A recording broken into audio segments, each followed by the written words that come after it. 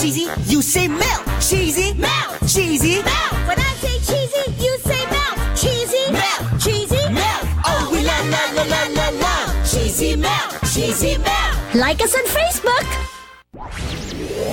Broadcasting live sa pamamagitan ng state-of-the-art 25,000 watts fully digital AM power stereo transmitter. Ito ang DZME 1530, numero 1 sa paghahatid ng mga sariwang balita, impormasyon, komentaryo, alik, musika at public service. DZME 1530, una sa kanan, ang himpilang may paninindigan.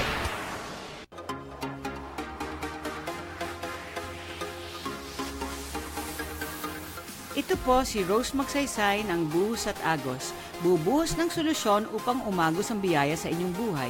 6 to 7 p.m. Tuesdays hanggang Fridays. Sa DZME 1530, ang stasyong una sa kanan.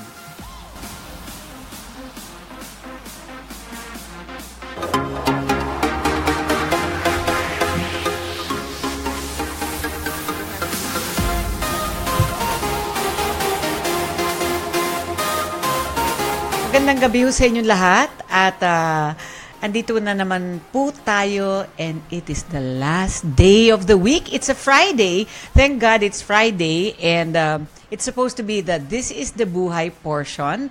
But tonight is a very special night kasi nandito po ang ating Undersecretary Dilangalen of the Department of Agriculture. Attorney, magandang gabi ho sa inyong lahat.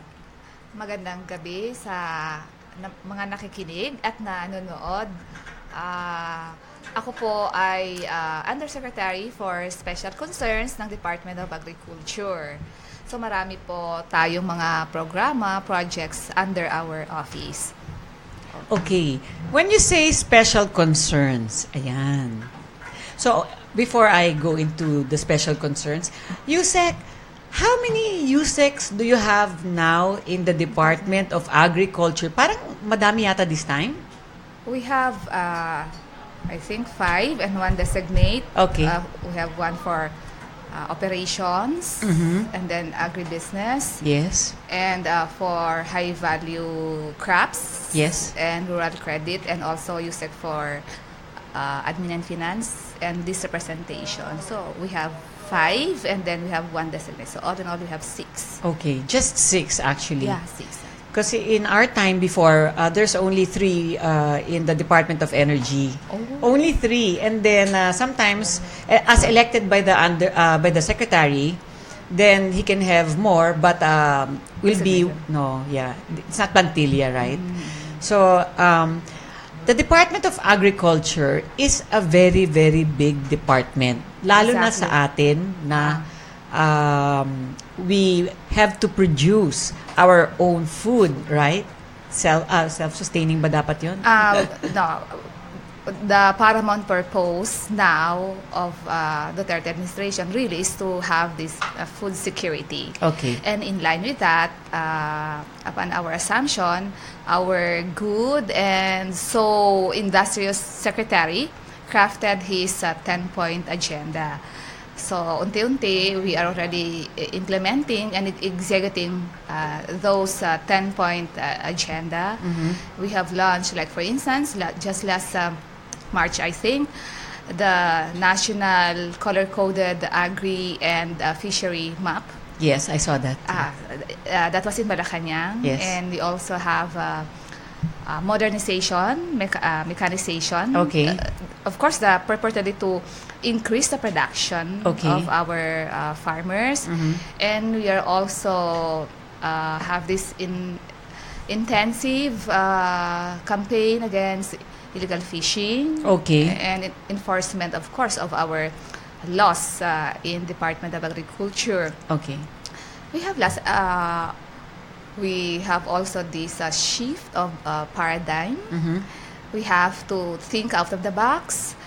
We have to forgo with old practice. Yes. For the employees and officials of the Department of Agriculture to be proactive Okay. and productive, of And course. productive. So, result-oriented. Result-oriented, Okay. exactly. That's the most important part. And with the modernization of the tools used for agriculture and in fisheries, how many percent of the budget, more or less, is being put into for the purchase of such kinds of equipment, more or less? I think I can only give, it's a lot also. Yeah. It's, I think 30 to 40. 30, Yes. 40. Wow. Yeah. Yeah, that should give a real impact on agriculture and also in the fisheries Yeah, department. we're distributing in the Biyaheng Bukid of Secretary Manny Piñol. He's been distributing Harvesters, wow. tractors to, of course, not to individual farmers, To the LGUs or to the NGOs or to the co-ops? to the group of farmers, Group of farmers. to the Okay. an organization of lots of farmers, Okay. so that they can borrow. The members can borrow the tractor, the harvester. The equipments, Because, yes. of course, we cannot afford the entire farmers to give them individually. Yeah, they must be able to share it. Yes, and Yeah. the good thing is before, there should be a corresponding equity. So, Okay. if you're going to 20%, right? 15, I think, Okay. 15% of the value of, Yes. say, for instance, a tractor, so that would cost like 3 million or more than that, I Yeah, think. more, than, I think more. more than that. And they're going to put up a 15% equity, and that's a lot for an ordinary farmer. Uh-uh. So now, that has been stripped, and there's no no more equity. No more equity. No more equity. And then, but they're going to be a signatory to a MOA or an understanding, probably, that they will have to maintain this equipment, right? Yeah, and Yes. and the Department of Agriculture, of course, would train them, would assist okay. them Complete. on how to handle. Yes. Yeah. In the same manner, if you're going to give them cattle or poultry or seedling, there is also An equivalent an training. equivalent training for Yes, that, yeah. for it to be sustainable. And masasayang yung pondo ng Oo. gobyerno pag Oo. pinabayaan. Yeah. So that's the strategy. But come 2019, there is this program of Secretary Piñol. Okay. It's about a multiplier farm for each community. We are going to give initially 100 heifer. What's that? Heifer, babaeng baka na Babaeng baka. na dalaga. Oo. Na dalaga. Yeah, oo, Okay. oo. The intention for that is para to propagate. Okay. Kasi we have this problem on production. Yes. Oo, so konti. So that is the strategy na naisip ng ating magaling na secretary, si Secretary Piñol. Yes. And among other things, we also, that is part of the livestock roadmap. Livestock roadmap. Yeah. Okay. Oo. Actually, in the Department of Agriculture, we are given the directive to formulate roadmaps for our programs. Okay, so you have your own set of programs. Yeah. Yes. Under my office, Yes. for instance, in Metro Manila, we have this urban agriculture, Oh my gosh. pagkain para sa masa. That was launched last May 31 in Quezon City. That is so nice. Yeah, Can we grow our own onions? Yeah, exactly. And Yes. there are 3 components of that program, the urban farming. Yes. And the ATI is an agricultural training institute. It's the training arm of the Department of Agriculture, and the BPI would collaborate in conducting training. We're going to provide the garden tools Where and is also this? seedlings. I'm We have- excited. Actually, we've launched it already last May 31. Republic Defenders. Yeah. In Barangay Toro of Quezon City. Okay. In Metro Manila, we have 24 sites. In Manila, we're going to provide 4 sites. In Quezon City, 5 sites. And the purpose really there is to help the urban residents, urban Yes. dwellers, to know how to grow. Like you've said, Yes. onions, ano pa ba, lettuce, high value, High veggie. value. And the herbs, right? Yeah. For Pwede yun. cooking? Yeah. Instead of you're going to purchase, you're going to spend for that, and you can already save. You can You use said kamatis. of course, kamatis. Okay. Talong, the okra, Yeah. everything. So we're going to teach you. There is this demo farm. Yes.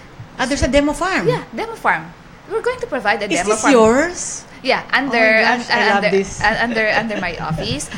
And another component of that urban agriculture pagkain para sa masa is the mushroom culture.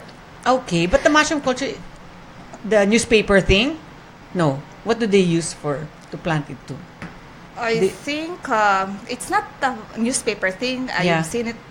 Parang what's this? Yung sanyog or Okay, husky. husky. Yeah. Yeah. Mhm. Okay. Mushroom, as you know, is a very effective alternative source of protein. Protein, correct. Oo. So apart from that, if medyo magsipag-sipag yung ating mga urban dwellers, Yeah. instead of devoting their time to chika-chika And getting angry with the neighbor. yeah, and then that will result to quarrel.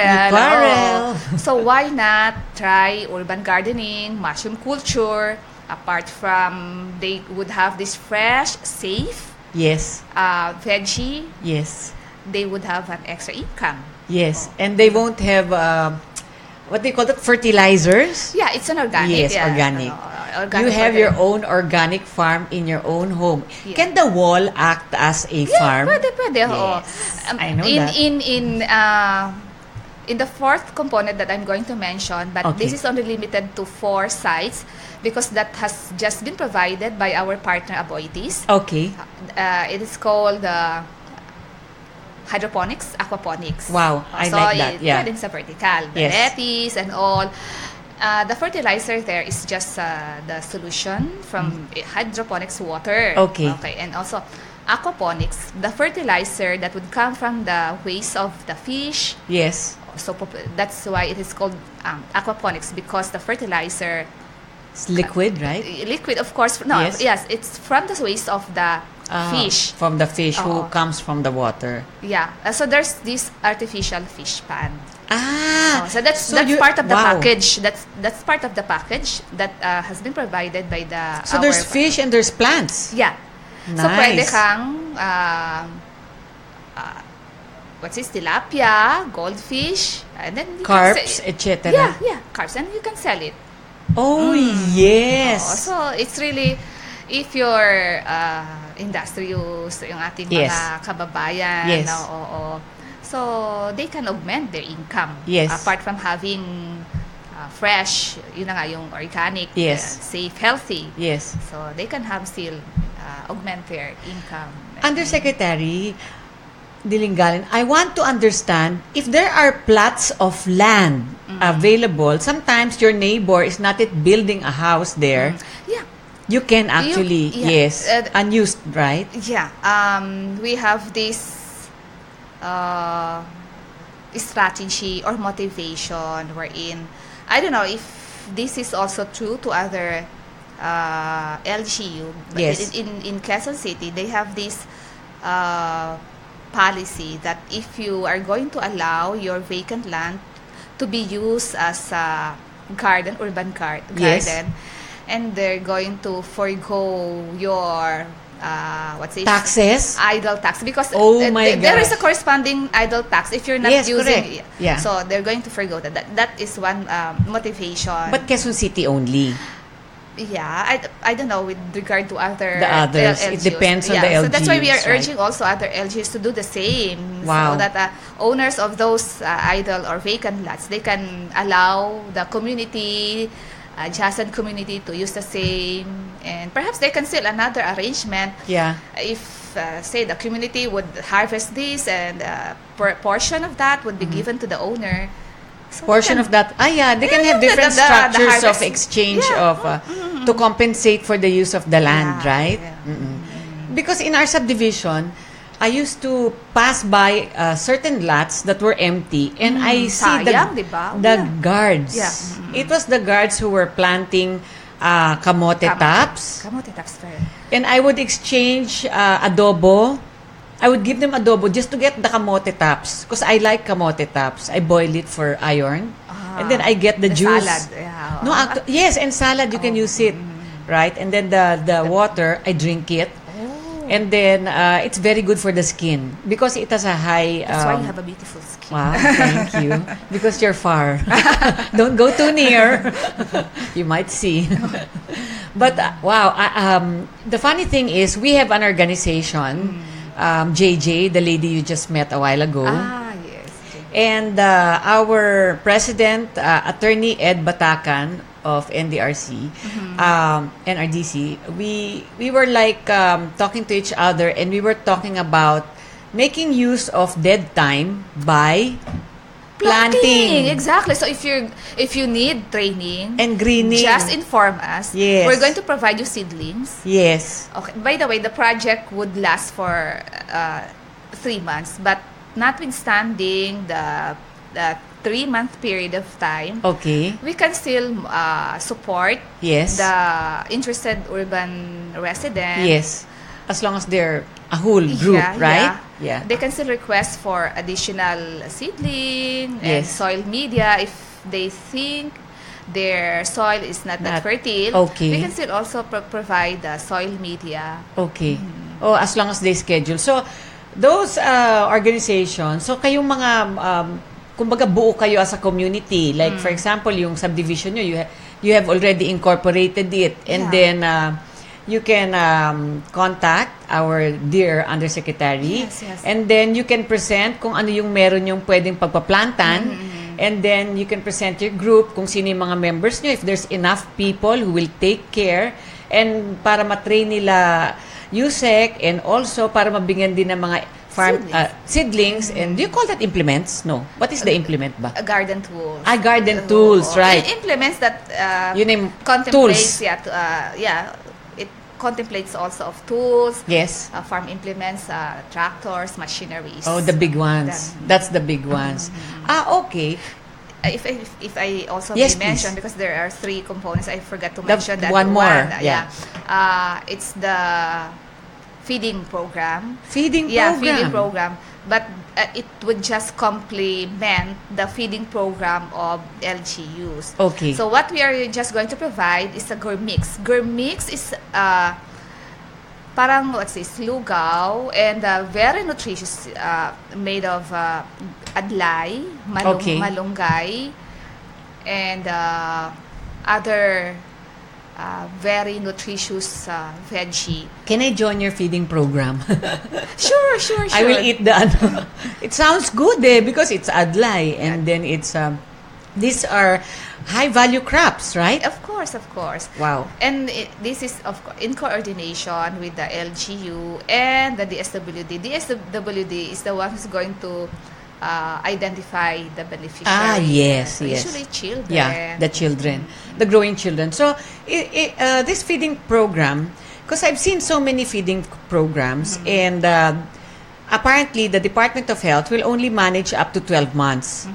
And then, I think the DSWD jumps from 2 years, I think 2 or 3 years old up. So, there's a gap between the 12 months and the 2.5 years. Parang ganyan, 36 eh. Parang So right? there's a gap.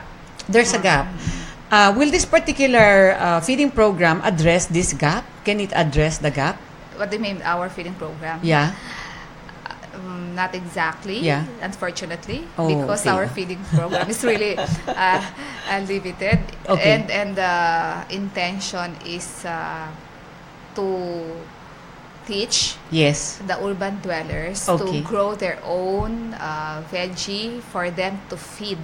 Okay. Self-sustaining. Yes. Yes. That's very, very important. When I was before in the Department of Energy, and we were seeing so many problems in the energy sector, and it was not enough to address it in terms of saving, right? So we were looking, and then it's not enough also to just keep on tapping on the grid.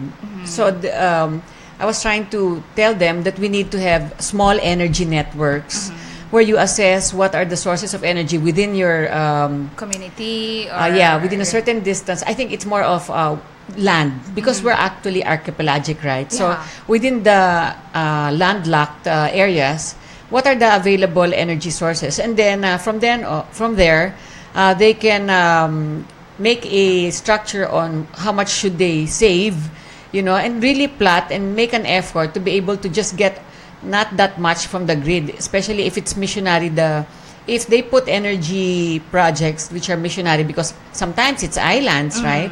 So sometimes the price of electricity becomes too high. And when it becomes too high, the people, their money goes to electricity. Yeah. And that one is so good. I like that. That's a part of being independent, right? Yeah. We also have this.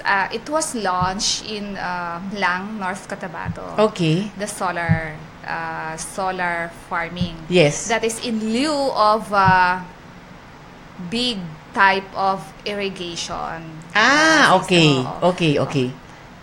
actually now in Department of Agriculture, Secretary is really Wow. into small type of irrigation Yes. and solar irrigation Yes.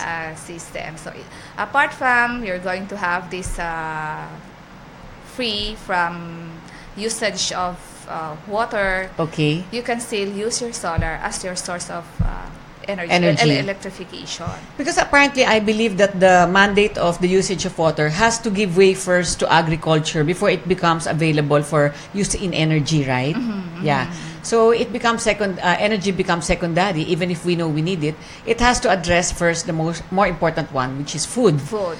Uh-uh. I would like also Food security. Food security. Yeah. In line with that, I would also like to mention to the viewers Yes. and to the listeners that starting January of this year, Okay. our irrigation is already free of charge. Before there was a corresponding charge for the use of the irrigation.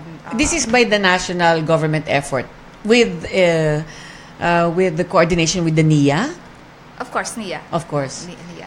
NIA is this- under you, right? Not really. Not yet. Not I yet. think 3 years ago, It was. it was given to another. I think it Government was, agency? Where is it is under another- DPWH? Where No, is no, it no, under? no, no. Yeah, I'm nagugulan ako. Where is NIA? NIA is independent. NIA now is under the Office of CABSEC. Okay. So But OP. before under Pinoy's administration, Yes. it was under Senator Pangilinan. Under a Senate committee? No, No. it's a new office. Okay, new office. New Okay. office. Yeah. So independent sila. Yeah. Oo. Okay. The NIA, the NFA, Excuse me. and the FPA, the PCA. Okay. So, those agencies, four or five agencies, I think. We're independent din. No, they're now under the Office of Cabinet Secretary. Ivasco. Yeah, Okay. But originally, those agencies are attached agencies of Department of Agriculture. That's what I was thinking. Yeah. Oo. But now, Given its due importance. yeah, and there Yeah. should be a coordination, cooperation between these five agencies and the Department of Agriculture. Does the secretary sit in this No more. no more really Oo, independently? wala, Okay. wala, So wala. so they're under executive. Is he an Under- executive secretary? Who? Ivasco is Cabinet Secretary. Cabinet Secretary. Ivasco. Our Okay. executive secretary Yes, is yes. Attorney Medel Villa. Yeah, I know. So I would like also to mention our other program Yes, in please. my office. I do handle also the ASEF scholarship. Yes, I saw that. Yeah. Agricultural Competitiveness Enhancement Fund Yes. scholarship grant. It is called grant because our scholar has no obligation to render service after graduation. Wow. So this is offered to indigent students or daughters or sons of our farmers and fisher folk. Okay. All they have to do is just to present their their card. Okay. What kind of card? I think Form 212. Okay, they're grades. Yeah. Okay. And then fill up some forms. College grades, right? Yeah. Okay. And the courses, any agri-related course, agribusiness, vet med. Yes. Vet med and agri-engineering, horticulture, fishery, forestry, any agri-related course.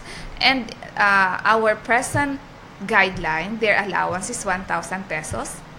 But Okay. we have Is that a month? a month, per Okay, month. yeah. We have amended it, the guidelines, because the law, the ASF law has been amended last year. Okay. And we have amended it.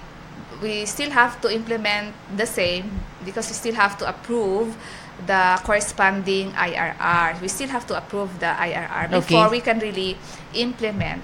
And this will be implemented, I think, our new guideline sometime January. school year. No, it's not. Next. School year 2018-2019 because of K-12.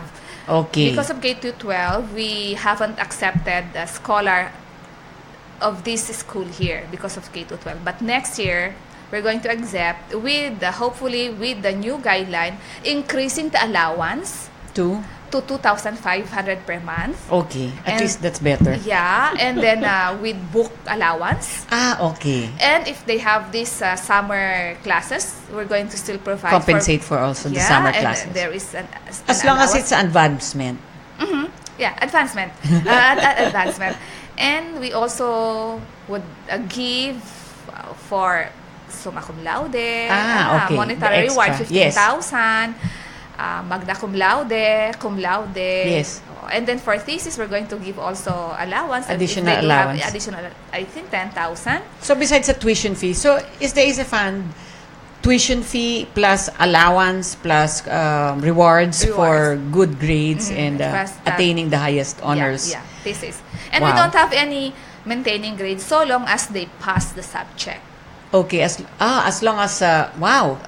General weighted average of 3, I think, because really this is to entice our youth to Go study into agriculture. Yes. because we have this problem of our farmers aging. I usually call it endangered species na po yung farmers natin. Wow, endangered species. So that's why our agency, the Department of Agriculture, Yes. the Good Secretary, is strategizing Yes. for us to entice our youth, to urge our youth to be interested in agriculture again. Yes. In fact, one of the 10-point agenda of Secretary Piñol is we're going to reintegrate the basic agriculture into elementary and secondary. That's the best. Yeah, we're To going to instill have into them as young as they can. the farming. Yes. So it comes naturally. Yes. Yes. So we're going to have this MOA with the DepEd for the implementation of that program. Okay. So the DepEd is going to be a very active part of this implementation of the program of our dear secretary. Yeah. And it is through your good office that good news like this comes from. And I like the fact that you are doing this and breeding new kinds of children, those who have a love for the future and for their natural resources, actually. And I feel that at a certain point, you will be crossing borders with the Department of Environment and Natural Resources to access their areas of responsibility, right? Because at the end of the day, they have who has the forestry? DNR. Yes. DNR. And I've always thought before, when it came to a lot of projects in our province in Zambales, for the people to have access to land to be tilled and so on, and they were saying, oh, there's no alienable, none anymore, no alienable lands anymore. Yeah, it is with the Department of Environment and Natural Resources. I said, parang there's mali. Actually, we have this, it's also under my office, the National Convergence Initiative for Sustainable Rural Development. It's a Okay. convergence of 4 agencies, Okay. Department of Agriculture, the DNR. Yes. Okay. Yeah, the DAR and the DILG. And the chair Wow. is the Department of Agriculture. Okay. So I am the alternate of the secretary. So And you I are am, the lead. Yeah. So I am I'm doing the legwork because, of course, as an alternate of the secretary. So the secretariat is under me. So we're having this convergence project. In fact, I think on Tuesday we're going to be in Bacolod Yes. for the development of manual operations for to guide the different LGUs in crafting their convergence area development plan. Because before they can be qualified to be a convergence area, they should the LGU, specifically the municipality, should have that CADP, What's a CADP? Convergence Area Development Plan. Each LGU should have that. Not necessarily for those who are interested, because we have certain criteria. Yes. For we to consider you as a convergence area. Okay. So there should be this sector like the presence of IPs. Okay. We have that. I know it's a balance. Yes. Actually, IPs is also under my my office. Yay. So that's why I am. My sister's vice governor there now. Oh, I don't know if I was able to. The fat visit one, some- Angel, Magsaysay, Oh, with big eyes, like me. pretty eyes. Thank you. Oh. I've not been yet to Zambales. Oh, you but will have to go to Zambales. We will I have to. schedule Zambales. I have to. Yes. Our first field visit last year, because when we assume office on July 1 of 2016, Yes. we immediately went to provinces. Okay. In my case, I was asked by the secretary to go to, that was July 3. July 3. Region 3. July 4. We're in Region 3. No, July, the date. Okay. To Llano del Norte. And 2 days after, together with the secretary and other senior officials, we went straight to Erie and then Mindoro. Okay. And we also give Wow. scholarship and, of course, farm implements. This- And after Mindoro, a few days after, we went to Bicol area. And then The places you go to are the places which are usually weather-torn, war-torn, and most Exactly. deserving. Yes. And speaking of that, Yeah. war-torn, my office is also In in charge charge. of the relief operations. We, for I think 1 week after the Marawi crisis, we already started to give relief goods in Iligan because the evacuation center Yeah. is in Iligan, in Cagayan. The perimeter. Yeah, so the good secretary also went there, distributed relief goods to our evacuees and also to the soldiers. Gosh. Yeah, oo. And in my case, I also went not only to the evacuation center, we also went to this, they called us home-based evacuees. Okay, So what's the that? evacuees are living in their relatives, in the houses of their relatives. Yes. So we went to them because they could hardly receive Yes. assistance. Yes. Because they are living in their relatives. So they. Oh I my think- gosh. As I long as think- they have somebody, because those who are living exactly in the evacuation centers are experiencing a lot of sickness, lack of water, lack of food. Oh my gosh. I feel so bad for them, and they need mosquito nets, and they need proper, it's really bad. It's a good thing to hear that according to our military, I think Okay. the crisis there would end soon. Yes. And Oh, yeah. residents would be I heard that too. allowed already perhaps a few weeks from now to return to their homes. And of course, with the assistance of our government. Yes. There is task force Bangon Marawi. Wow. In charge for the Yes. rehabilitation of Yes. Marawi. And speaking of that rehabilitation, Okay. we already started our efforts Yes. in apart from distributing relief goods, Okay. we've done that on a weekly basis, starting Wow. a week Continuous. continuous. Apart from that, I think 2 weeks ago, we went to this representation personally went to, because we were given directive by the secretary to go to Iligan, and we've initially turned over 10 million pesos for From where? Galing. to the farmers. Yes, where you in a- fundraised it, or No, did it come from the department? Of course, from the department, gosh. because we have this credit facility. Okay. So that is in the form of loan. Okay. And per farmer, they've received 25,000, but initially we've given them a cash of 5,000. Okay. And 20,000 would be given with a condition that they have to show to us their What new... did they purchase? No. The new location of their farm. Oh, really? So that's It's the- the that's implementation, really. And there is no interest. Wow. This loan is called as sure loan, survival recovery loan. It's a sure loan. It is given, or it is given to the calamity hit areas, Yes. man-made Or whatnot. So Or Mother Nature. Mother Nature. So Yeah. 25,000 per farmer or fisher folk. Yes. So that was the initial amount, 10 million pesos. So, So it we is started in already. Iligan, right? In Iligan. So that means you're going to go through the whole perimeter of the war-torn area to be able to give access to this kind of Loan. Yes, loan. Actually, it's almost a gift. It's almost a gift, and no collateral. Wow. No, it's just a principal payable for 3 years. Wow. So it's really meant to help really Yes. the farmers. Who were hard hit. Miserable. Yes, very miserable. Yes.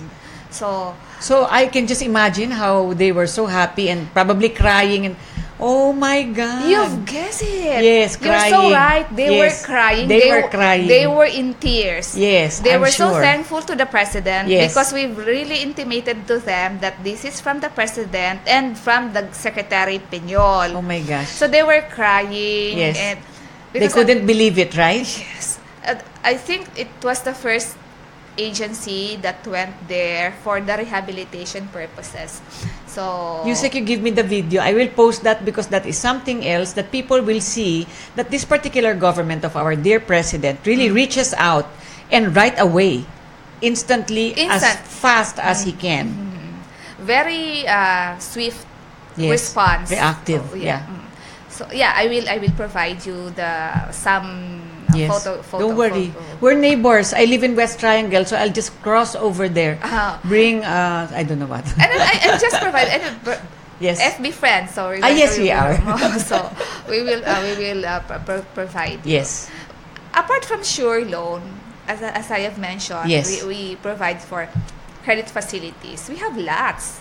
I think 9 or 10. And the first 7 or 6 bear quite a high interest. And that's why the secretary Okay. requested the Congress to help consolidate, to pass a law Yes. that would consolidate these credit facilities so that it would really be accessible So and the minimal interest. Yes. That's why upon his assumption,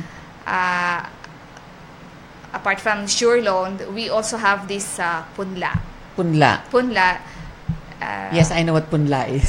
The basic idea of punla, yeah. The binhi. Yes. Something like that. But that's an acronym. Okay. Punla means, I think, production. I forgot that. There's an act for something. So it's 150,000 Per max person? Per person. Wow.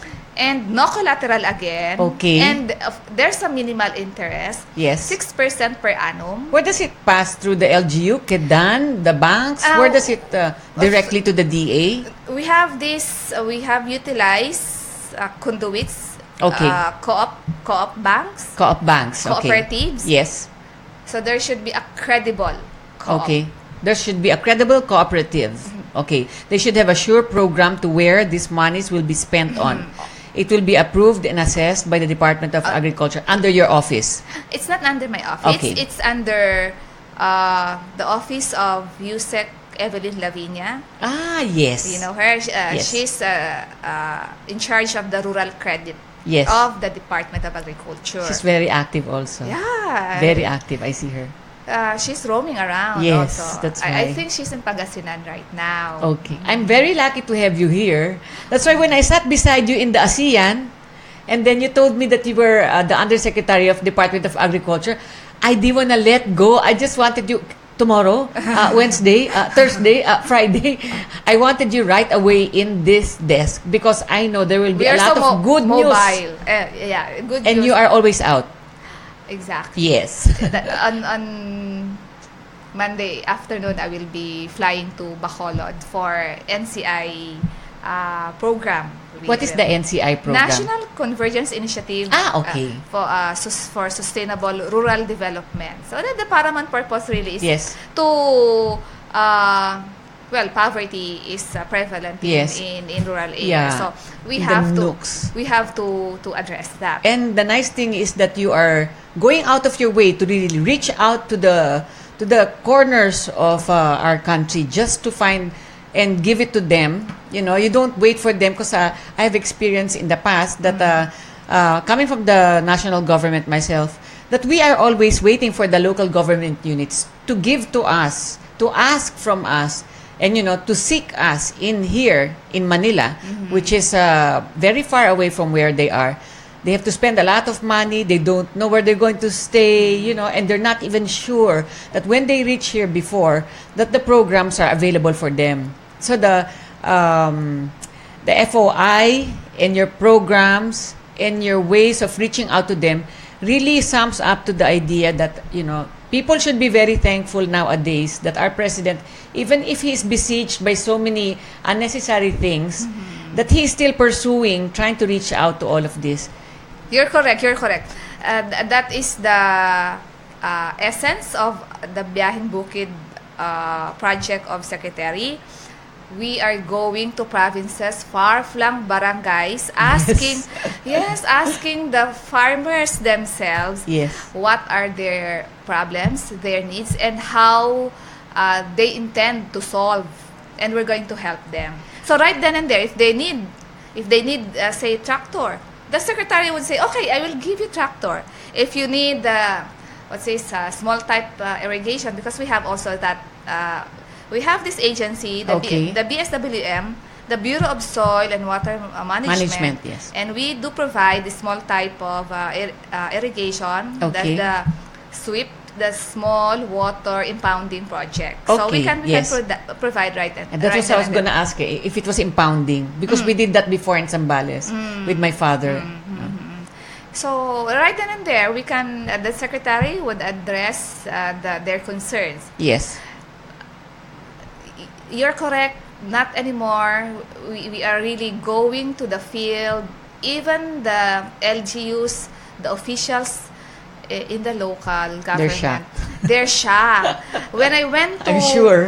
When I went to Zamboanga del Norte sometime in February, I went to, I forgot the municipality already. Gosh, because of so many. So many, yes. Yes. The vice governor and the board members says that this is the first time that they've seen senior officials of your rank. Yeah, going to municipality and joining them in their cacao thing, planting cacao. Yes. And in the first.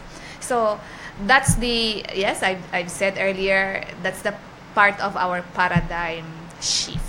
That is the paradigm shift. I didn't want to be, I didn't want to ask you what you meant earlier when you said paradigm shift, because I don't want to, it's no use, beating, forget, and then we move forward, right? So I was waiting all throughout, and then now you tell me, but I can feel it. I can feel it in everything that you've said tonight, that the paradigm shift is really forcedly happening, and that's the best part. It's not just waiting but doing something. Yes, we if we have this Biyaheng Bukid, you can see the harvesters, the tractors Following. are there following the secretary around. Yes. Oh, yes. Okay, And that's then, nice. Right then and there, he's Okay. distributing. And the secretary is, the Department of Agriculture is color blind. Okay. We What do you mean by colorblind? Yeah. Even if the mayor, the congressman, the yes. governors It's not aligned to the current. yes, we Yes. still give them Yes, that is very the nice. Oh, that's with the heart. tractor harvest. Yes. In fact, our second visit was in, even in Mindoro, the Yes. Umalis, Yes. and in Bicol, Yes. the Villafuertes, Yes. the There are the relatives. good, Yeah. the good Congressman Lagman. Yes. Yeah. So, what else? Congressman Salceda. Yes.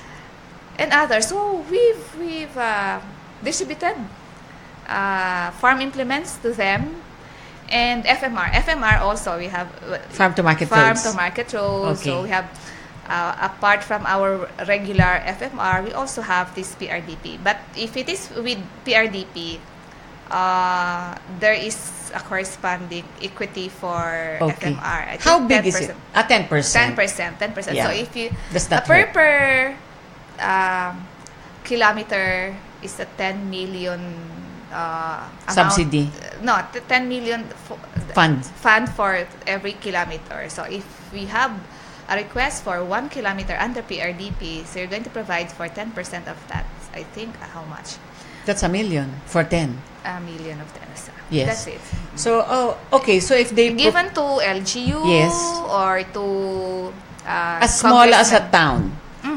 Okay. Usually less than a kilometer. Then What I mean is if the requesting local government unit is municipal, is that allowed, or do you have to ask for the help of the congressman still? Do we need? No. Okay, no need. And then even the municipal mayor can request. Okay, that's good. Just sangguniang resolution requesting for the FMR. Yes. You don't have to go to the congressman again just to ask for monies from the national government, because that's how it was before. Had to be endorsed by the congressman. I think that's still the practice. Yes. But, yes, that is still the practice. Okay.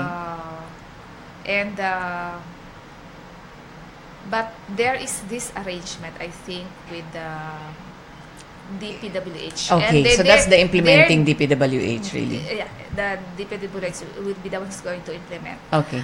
There is this developing agreement. I don't know. It's not. It's not under you. Yeah, and then it's not yet ripe. So Okay. it's not yet, We leave it there first. I want to go back to the plants more than anything, because I believe that even if we have the urban greening project, I think the rural areas who are now experiencing some bursts of being urbanized, they also tend to forget that they can also go into root crop raising, right? And diversify. Okay, so because there's some of them, or most of them, are usually used to plant the low income crops like the root crops, right?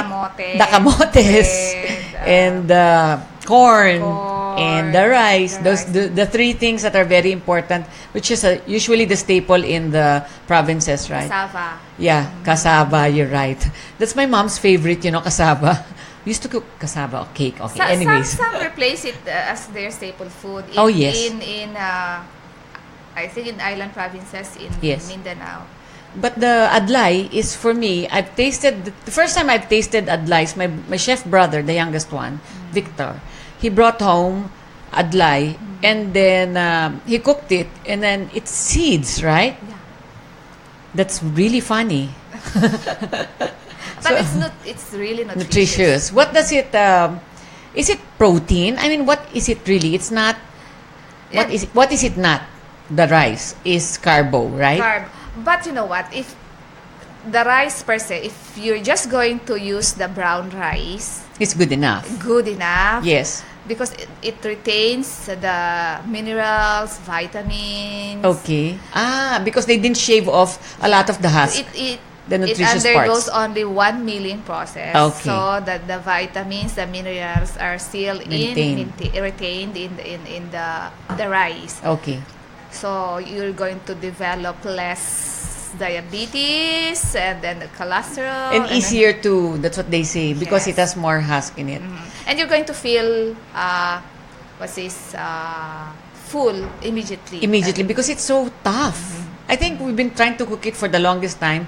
It's going to be already, like an hour or so, but it's not making itself soft as the white rice, right? It will take you more, I think, 30 minutes or Yeah. for you to achieve your desired softness of Still of tough in my taste, you Oh, know. really? Yeah, but I've forgone rice completely in my diet, and I've replaced it with green. So, myself, no, I try to do a single ingredient diet for a meal. If I'm going to eat bananas for lunch, that's it. If I'm going to eat carrot for dinner, it's just all carrot. So, because of my age, our stomachs tend to be choosy. Yeah, and if you put in a lot of mixed kinds of food stuff, so it reacts and I don't feel good. That's why you're going to burden it. extra stress. Extra stress. I need the power to produce collagen at my age. So it's not gonna go to crushing all that different kinds of food I try to stuff myself with. But more than anything, 1 hour is not really enough for us, and I wish that we can have another hour of Why, are the we good through? news. Are we through? Yes. I would like to. Yes, please give us another 5 minutes. Another Yes. program. I just forgot because I came this Take your morning time. in that event. The first Philippine Halal International Oh. Conference, because the halal program is under my office also. Yes. It is called Halal Industry Development Program. It was established in 2004, but it is just starting to Flourish now. Yes. and so active. We have lots of activities, Yes. advocacies, promotion. Accreditations also. It's not under our office. It's Yes. under DTI, specifically to PUB, Philippine Accreditation Bureau. Okay. It's with DTI. But what is our obligation under the new law, Republic Act 10817, is on production and infrastructure. Okay. When we say infrastructure, the establishment of abattoir, halal abattoir, The place where they cut up the meat and yes, kill the slaughterhouse, Okay. and also cold storage. In fact, we've committed one in Zamboanga Halal Eco Zone, and we are. We should put one in Subic also. Yeah. In For Luzon, Luzon. for Luzon. Yeah, we have a large area. We have large areas there. as if I own Subic. Actually, the Yeah. Quezon City is also has this plan of putting up halal slaughterhouse in Quezon City. Wow. And take note, they did not request for funding. They're so gung-ho of it, and what they just requested from us is technical assistance from NMIS.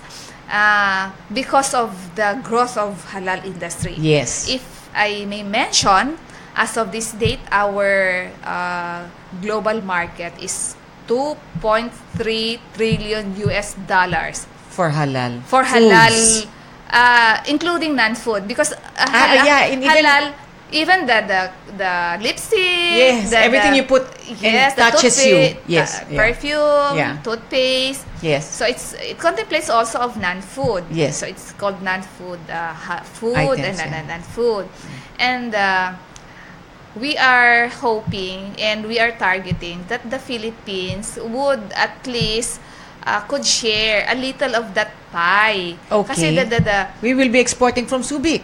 exactly. So that's why the role of Department of Agriculture in Yes. the halal industry is so significant because we are on a production side. Very nice. So production, you have to be concerned of the feeds that you're going to use. Yes. So halal feeds. Even the grounds. Yes, so it should be Yes. from farm Yes. to fork or Yes. to table. Oh, that's Subic. That's exactly. Yes. So Actually, those areas in Luzon, where is that? In Ilocos, they are also contemplating of having these halal projects. But you're more secure in Subic.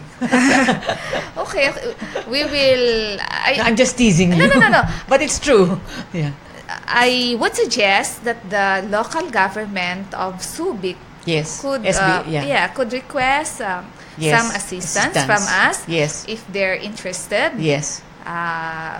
We can provide some. Yes. Actually, and we also, and it is. I am happy to inform everyone that the halal program in our it's overtime. No. Go ahead. Finish this. Okay. It is already a banner program. Okay. When we say a banner program, there is a corresponding budget for that. So for 2018, we were able, the Good Secretary approved it as a banner program, and we were able to have a starting funding of 44 million for 2018. Okay. And for production, hopefully we can also augment the funding for production 20 million. So that's Okay. for 2018. Wow. So you will give us another hour of your very precious time very soon, as long as you need me. Sure. Yes, and even if I have to record it and go to you, I will do it so Okay. that the people have good information Can and good news all the access, time. yes, can The name of the show is Buhos at Agos, which Thank means you to so say much. bumubuhos ng solusyon, that's you, para umagos ang biyaya sa kanilang buhay. Oh, ang ganda. Yes. So, Usec, thank you so much. Thank you so much for this opportunity given to us, to the Department of Agriculture, for us to intimate upon the public of our programs and projects. Thank you so much. Mary Rose Magsaysay, thank you so much. Tuesday ulit po, Buhos at Agos. Thank you, guys. Thank you.